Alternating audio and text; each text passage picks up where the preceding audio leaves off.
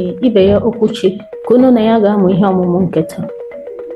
Ihe anyị ji hiwe ihe ọmụmụ a bụ iji kụziere ụmụnne anyị ndị Igbo otu esi asụ Igbo, ma ndị nọ n'ụlọ ma ndị amụrụ n'ofesi, ka ha wee mụta Igbo n'ihi na asụsụ Igbo bụ asụsụ tọrọ ụtọ nke ukwuu.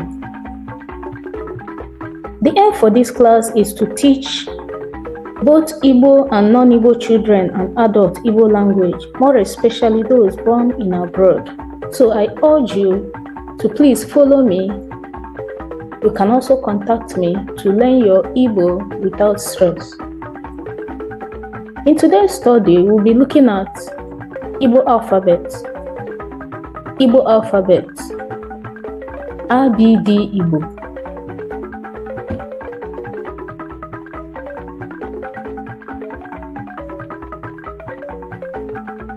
We have 36 letters in Igbo alphabet. It is divided into two. We have 8 vowels and 28 consonants. Ihe anyị ga-amụ n'ụbọchị taa bụ Abidii Igbo. Abidii Igbo dị 36. Ekere ya ụzọ abụọ. Enwere mgbochi ume 28 na ụda ume 8. In this our study, we will learn how to pronounce the letters and one word beginning with each letter. Na ihe ọmụmụ anyị nke ụbọchị taa, anyị ga-amụ otu esi akpọpụta mkpụrụ Abidii Igbo ma jikwara ya mepụta otu mkpụrụ okwu. Ya bụrụ na ị dị na njikere, ngwa tọọ ntị n'ala ka ịmụta ihe n'ụbọchị taa.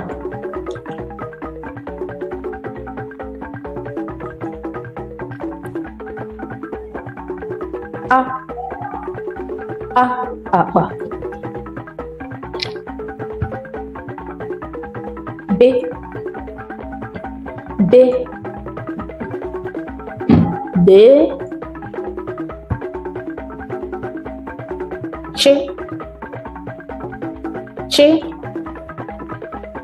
Chinchi. D.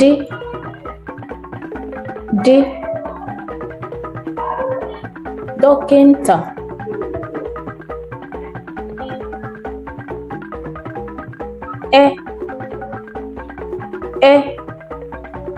Ego.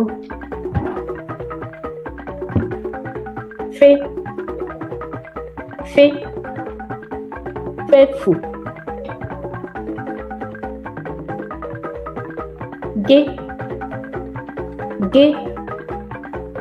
Gụọ.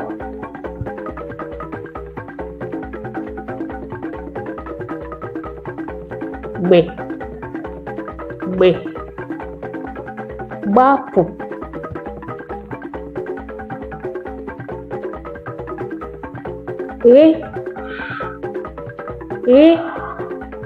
Ghọrọ.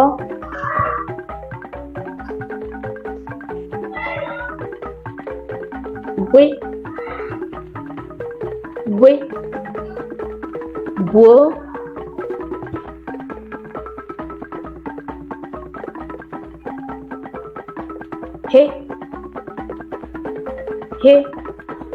Hụọ.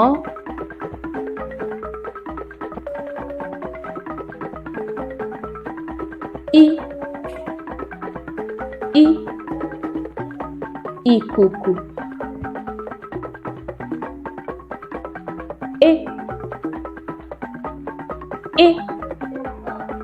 Ịgba.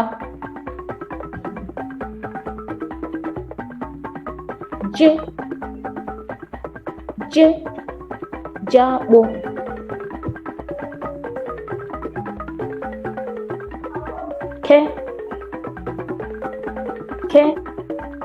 Kelee.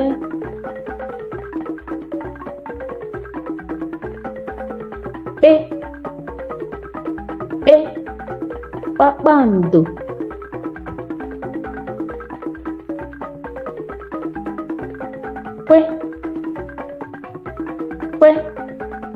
Unye.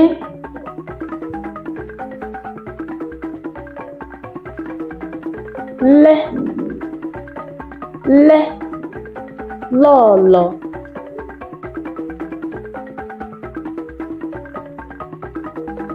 me, me, mahadum,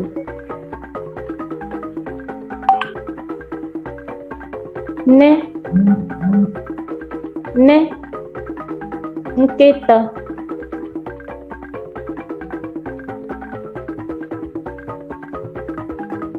nye, nye, ṅụọ,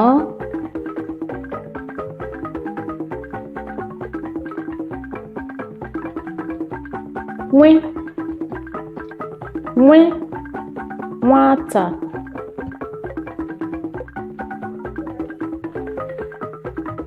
nye, nye, nyaa,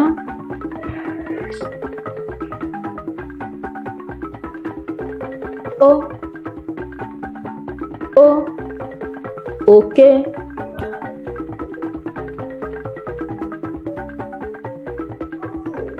ọ, ọ, ọbọgwụ,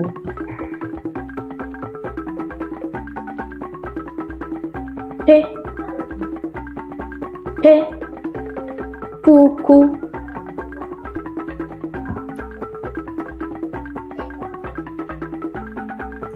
rị, rị, rịa,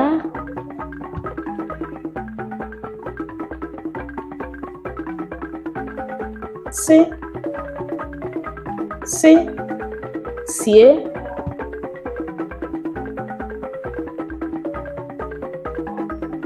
shi, shi, shahie,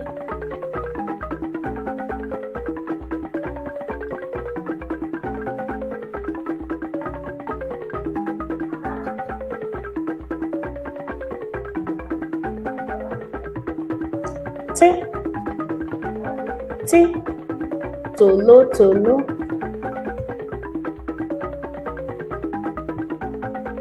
hu, hu, ube,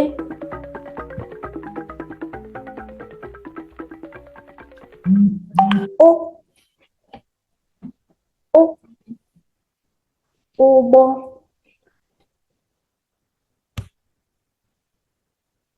vi, vi, vọọ,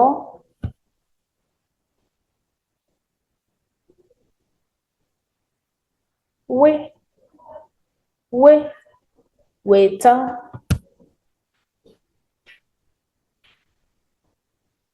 ye, ye, yie,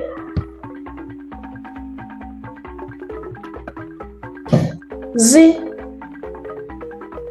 zi, zo. All right, we have come to the end of today's class, but I want you to know the only way you can learn and learn very fast is to practice, practice, and practice again. I will see you in our next class. My name is Ideya Okuchi. God bless you.